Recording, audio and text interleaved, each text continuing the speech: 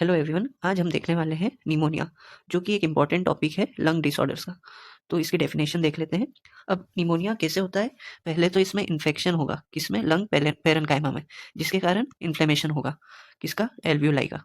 तो इन्फेक्शन होके इन्फ्लेमेशन होगा एल्वियोलाई का, और उसमें पस या फ्लूइड फिल्ड एल्वियोलाई, यानी उसमें पानी भरा जाना। हिंदी में अपन बोलते हैं पानी भर गया है लंग्स में, फेफड़ों में पानी भरा जाना। तो ये पस या फ्लूइड फिल्ड एल्वियोलाई बन जाते हैं, जिसके कारण निमोनिया होता है। तो इसके कॉजेज़ क्या-क्या हो सकते हैं? तो कॉजेज़ में देखेंगे, एक तो बैक्टीरियल हो सकता है, या वायरल हो सकता है, या एटिपिकल हो सकता है। तो बैक्टीरियल में क्या हो सकता है? किस-किस बैक्टीरिया के कारण हो सकता है? तो ये है स्ट्रेप्टोकोकस निमोनी, जो कि मोस्ट कॉमन है, इसको याद रखना। स्टेफाइलोकोकस ऑरिस, ये भी एक इम्पॉर्टेंट बैक्टीरिया है। क्लेब्सिला निमोनी, ये भी है। बाकी मोस्ट कॉमन जो है वो है स्ट्रेप्टोकोकस निमोनी, इसके कारण निमोनिया होता है। दूसरा है, अपन ने वायरल में भी देखा है कि कोविड-19 के कारण हो सकता है, आरएसवी वायरस के कारण हो सकता है, इन्फ्लुएंजा वायरस के कारण, तो ये वायरल के कारण हो सकता है। तीसरा है एटिपिकल, जिसमें आ गया mycoplasma pneumoniae, chlamydia pneumoniae, legionella pneumoniae, तो इनके कारण भी हो सकता है निमोनिया। आइए इसकी पैथोलॉजी देख लेते हैं। Pathogens enter the lungs, causes inflammation, fluid filled alveoli with exudate पस फ्लूइड, जिसके कारण गैस एक्सचेंज होगी और हाइपोक्सिया होगा। तो पहले देख लेते हैं पैथोजन एंटर्स द लंग्स। जो एक्सटर्नल पैथोजेंस है वो लंग्स में एंटर करने के बाद वो इन्फ्लेमेशन कॉज करते हैं, जिसमें एल्वियोलाई फिल विद एक्सुडेट या फ्लूइड, यानी जो अपन ने पहले देखा डेफिनेशन में, जो कि एल्वियोलाई में पस या फ्लूइड भरा जाना, जिसके कारण गैसियस एक्सचेंज अच्छे से हो नहीं पाता है, जिसके कारण हाइपोक्सिया की प्रॉब्लम क्रिएट हो जाती है।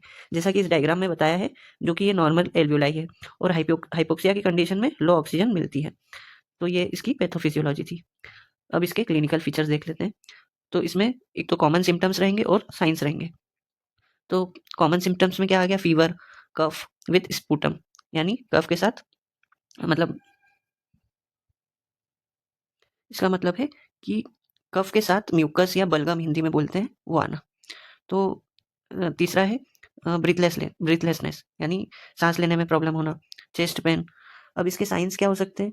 टेक्निया, यानी तेज सांस लेना, क्रैकल्स, क्रीपिटेशंस, डलनेस ऑन परकशन, ये सब इसके साइंस एंड सिम्टम्स है। अब इन्वेस्टिगेशंस में क्या-क्या आ सकता है? चेस्ट एक्स-रे में कंसोलिडेशन दिखेगा। फिर सीबीसी में डब्ल्यूबीसी के बढ़ जाने से निमोनिया के चांसेस बढ़ जाते हैं। फिर स्पुटम एग्जामिनेशन से भी पता लगा सकते हैं। ब्लड कल्चर से भी हो सकता है। अब इसके कॉम्प्लिकेशन क्या-क्या हो सकते हैं? कॉम्प्लिकेशंस में प्लूरल इफ्यूजन हो सकता है, लंग एब्सिस हो सकता है, रेस्पिरेटरी फेलियर हो सकता है, सेप्सिस हो सकता है। अब मैनेजमेंट देख लेते हैं। मैनेजमेंट में क्या है? जनरल और मेडिकल। जनरल में क्या है? रेस्ट करने को बोलेंगे, या डिहाइड्रेशन हुआ है तो हाइड्रेट करेंगे पेशेंट को। मेडिकल में क्या आ सकता है? एंटीबायोटिक्स बेस्ड ऑन कॉस्ट, जो भी उसका कारण है उसके बिहाफ पे अपन एंटीबायोटिक्स प्रोवाइड करेंगे। एंटीपायरेटिक्स, जो फीवर के सिम्पटम्स दिखेंगे उसमें एंटीपायरेटिक्स देंगे। फिर ऑक्सीजन थेरेपी देंगे इफ नीडेड, यानी जब जब ब्रीथलेसनेस होगी या टेक्निया जल्दी-जल्दी सांस लेने लगेगा, तो उसमें ऑक्सीजन थेरेपी प्रोवाइड करेंगे। अब इसके टाइप्स देख लेते हैं। Types of pneumonia.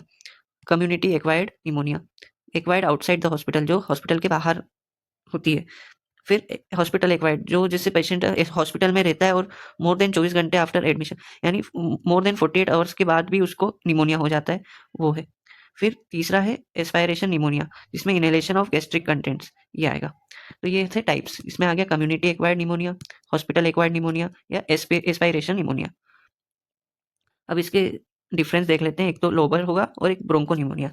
तो इसमें एरिया वाइज क्या होगा? ये पूरे लोब में अफेक्ट करेगा, ये पैची, मतलब कहीं-कहीं अफेक्ट करेगा। ऑनसेट इसका क्या रहेगा? सडन रहेगा लोबर निमोनिया का, और इसका रहेगा ग्रेजुअल। कॉज क्या हो सकता है? निमोकोकस, ये है मिक्स्ड ऑर्गेनिजम्स।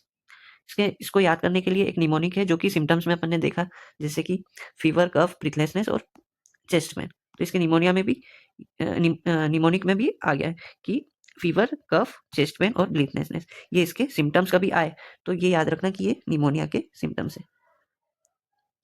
ठीक है, तो आज हमने एक इंपॉर्टेंट टॉपिक देखा, निमोनिया। अब हम नेक्स्ट क्लास में देखेंगे अदर लंग रिलेटेड डिसऑर्डर्स। तो आज के लिए इतना ही। वीडियो अच्छी लगी हो तो लाइक कर देना, और चैनल पे नए हो तो सब्सक्राइब कर देना। Thank you everyone for watching.